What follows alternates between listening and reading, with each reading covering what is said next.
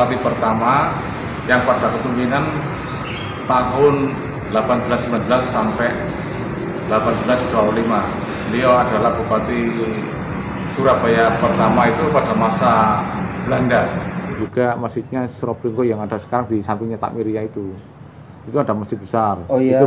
Itu pada waktu pembangunannya zamannya Surapringgo. Hingga pada nggak salah itu 8 bulan Sapar tahun Mawu.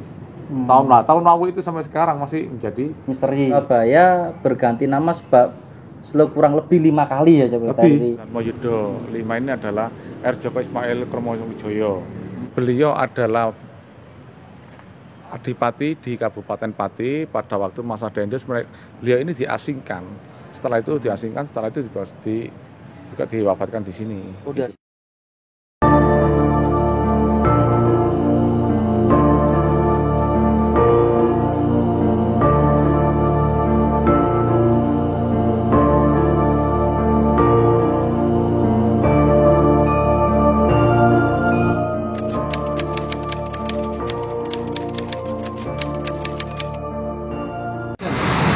Assalamualaikum warahmatullahi wabarakatuh.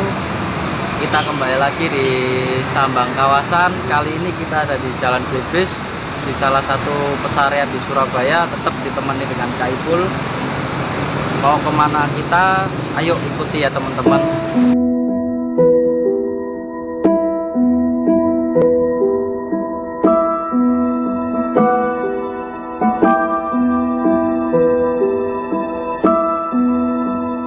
Sekarang kita ada di pesarian Wonojayan Kanoman, teman-teman. Mungkin ada sedikit penjelasan dari Cak Ipul sudah disampaikan.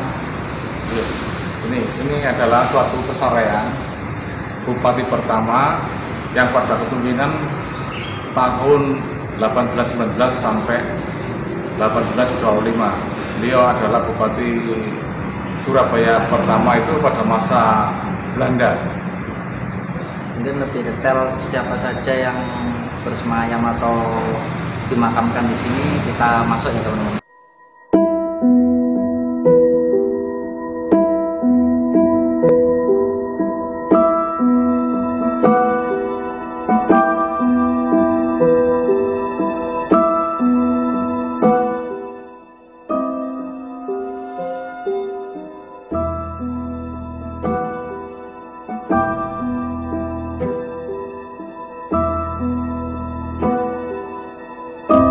Kali ini kita ada di pesarian Adipati Nglundung. Adipati Nglundung ya teman-teman.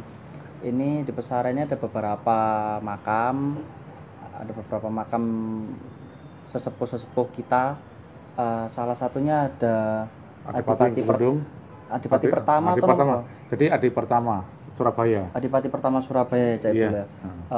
Bisa diceritakan sedikit nggak tentang beliau ini, Cak Ipul? Beliau ini adalah putra dari Pati Surabaya, yaitu Darmoyudo V, yang memimpin pada waktu zaman kolonial, yaitu Adipati pertama atau yang bernama siapa namanya? Itu Kang Nglundung itu pada tahun 1819 sampai 1825. Pada waktu itu beliau berumur 19 tahun. Oh, Adipati muda. Iya, Adipati muda. Kalau di sini sendiri ada beberapa makam masih kerabatnya beliau, Cak Ipul ya? Iya. Ada ayahandanya. Ada ayahandanya dan juga ada Adipati Pamekatsari II, yaitu Patih Jawa Tengah. Oh. Iya. Adipati Jawa Tengah dimakamkan di sini, Cak Ipul. Iya, pada waktu masanya itu masa kolonial, Dendels. Oh, dapat masa kolonial Dendels. Oke. Kalau beliau sendiri ini berkuasa di Surabaya itu berarti kurang lebih 6 tahun ya, Cak Ipul ya? Iya, dia pada waktu itu jabat hanya 6 tahun, yaitu beliau adalah Bupati Surapringgo. Jadi sebelum jadi Surabaya itu bernama Surapringgo. Surapringgo, ya. Surapringgo. Ini Surabaya berarti masih mencakup sebatas jembatan merah untuk sekarang ya Cak Ipul ya. Bibis ya. Ya masih Ya. sebatas jembatan merah ke sana masih belum Surabaya ya Cak Ipul ya sebutannya ya. Jadi dulu belum bernama Surabaya. Jadi Surapringgo itu. jadi metaforisnya Surabaya itu kan mulai dari Surabaya, Ujung Galuh, Oh iya. Surapringgo, setelah itu baru Surabaya kan itu kan metaforisnya kan sekarang jadi Surabaya Raya. Ya, oh Surabaya Raya Ya, sekarang. sekarang ya. Saya baru tahu teman-teman kalau sekarang jadi Surabaya Raya. Kalau beliau sendiri ini pada masa jabatannya itu bagaimana Cak Ipul, atau dalam arti memajukan Surabaya atau lebih ke pembangunan Surabaya? Pada waktu itu dia itu lebih memajukan bukan ya Surapringgo dulu lah ya. Nah, Ya, Surapringgo. Surapringgo itu pada waktu itu dia emang jabatnya hanya cukup 6 tahun, yaitu menjadi perkembangan di Surapringgo itu dulu. Dulu juga masjidnya Surapringgo yang ada sekarang di sampingnya Takmiria itu ada masjid besar. Oh iya. Itu pada waktu pembangunannya zamannya Surapringgo. Oh masih Surapringgo itu Iya, Cak Ipul ya. Iya. Oke. Kalau untuk orang tuanya sendiri ini waktu beliau jadi adipati itu orang tuanya sudah jadi adipati atau bukan, Cak Ipul? Sudah.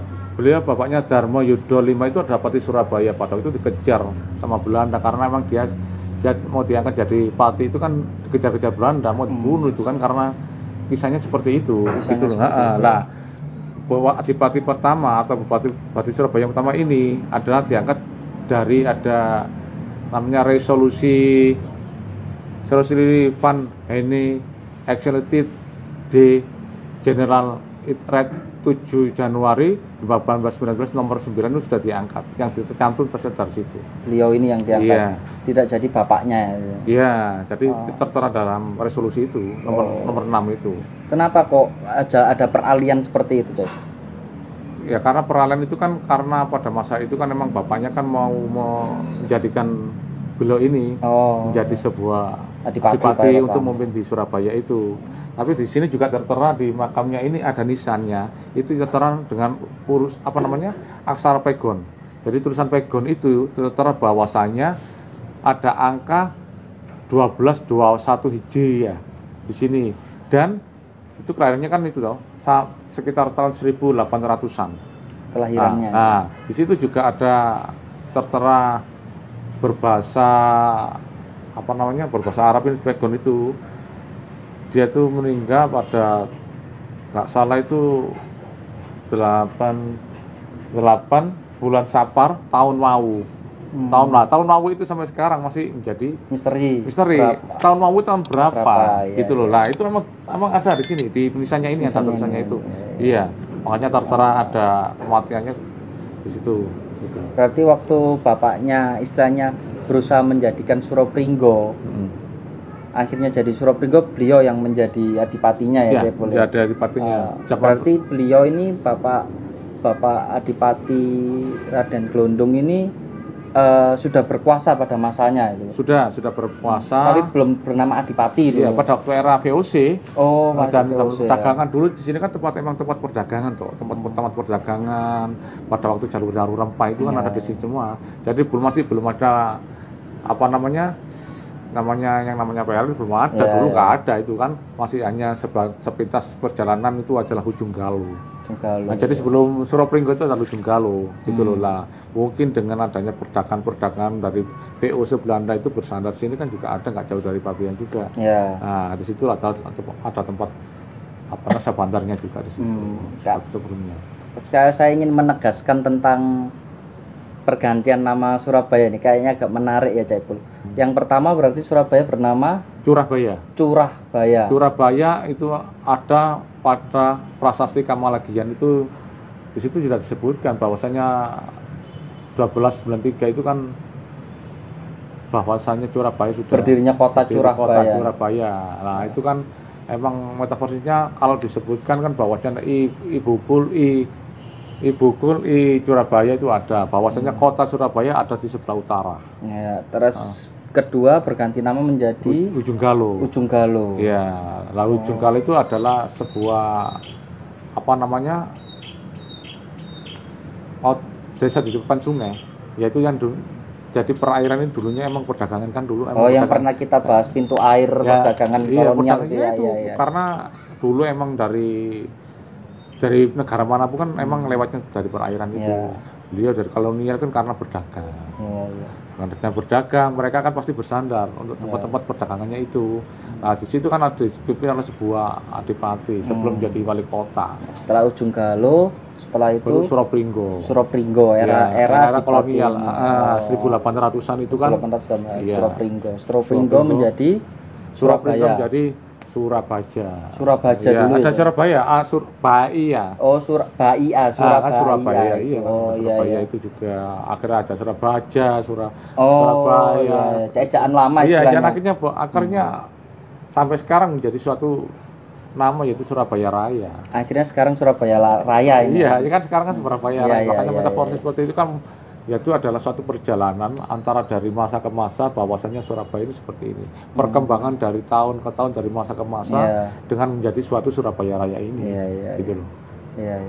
Berarti cukup ya Cak Ipul, metaforsisnya ini cukup panjang kota Surabaya ini Cak Ipul ya. Iya, dengan usianya yang mungkin baru kemarin Surabaya ini ulang tahun ya teman-teman, yang ke-729.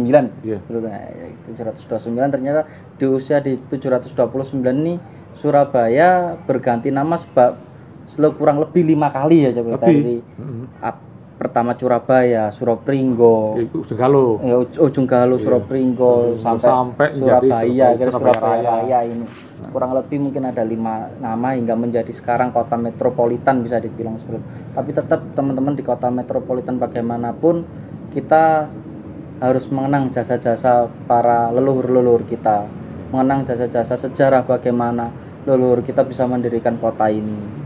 Salah satunya Adipati Glondong ini ya. Iya, cikal bakalnya dulu cikal kan juga. Ya tadi sebelumnya sih tetap dari asal mulanya Surabaya dari Pangeran Lanang Danggiran, Sentono Boto Putih itu cikal bakal memang dari situ. Cuma dari perkembangan itu kan mempunyai anak-anak itu kan Jayeng Rono, akhirnya banyak cerita sampailah menjadi yaitu sampai jadi Adipati sampai ke wali kota itu. Untuk Adipati ini kok bagaimana kok bisa sampai sini Cak Ipul? Nah ya itu dulu gini, pada waktu masa Jenderal kolonial dulu POC itu kan emang dia mungkin dikejar-kejar sampai dia itu pelarian. Jadi sampai kenapa kok sampai dia dimakamkan di sini?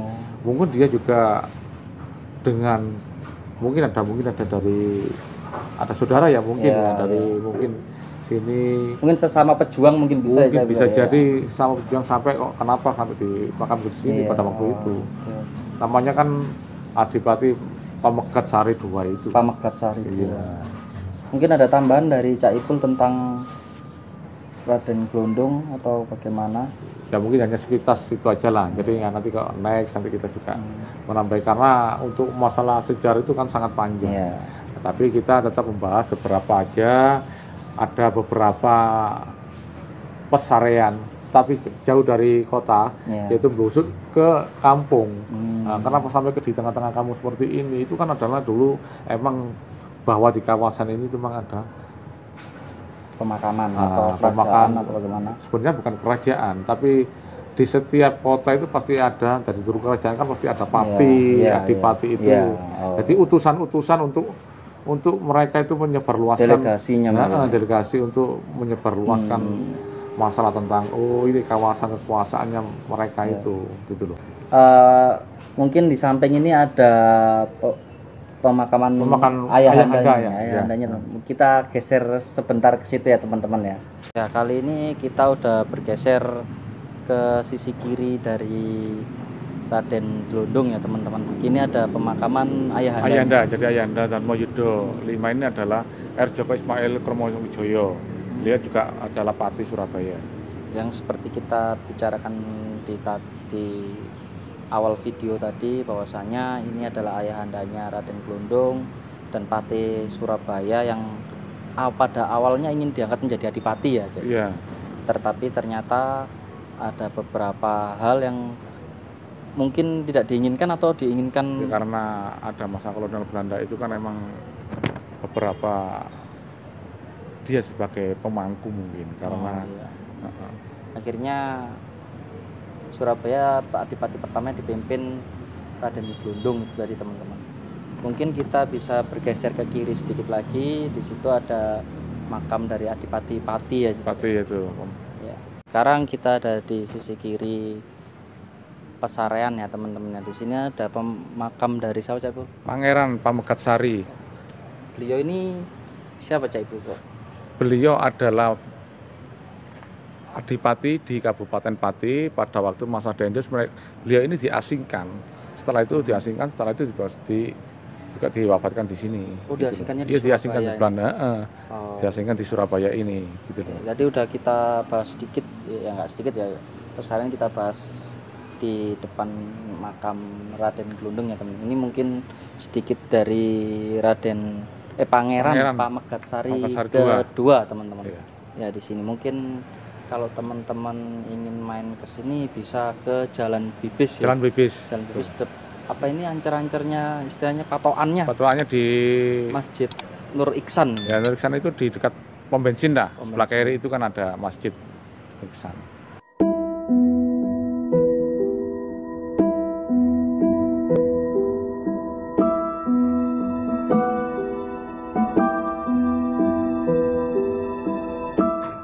Oke, terima kasih ya teman-teman udah menonton video kita, ulasan kita tentang Pesarean ini. Kita selanjutnya mau kemana, kita mengungkap sejarah siapa. Perhatikan terus video kita, jangan lupa klik subscribe-nya, share. Kalau ada kurang lebihnya silahkan di komen, atau ingin mengulas cerita siapa, atau ingin kita dan Cak Ipul mengulas sejarah siapa, silahkan komen. Mungkin ada sedikit tambahan dari Cak Ipul. Di next ya, nanti ke depan kita juga membahas tentang ya perkembangannya Surabaya juga. Di siapa tokonya, di next kita akan bahas selanjutnya. Kalau gitu sampai jumpa di next video. Assalamualaikum warahmatullahi wabarakatuh.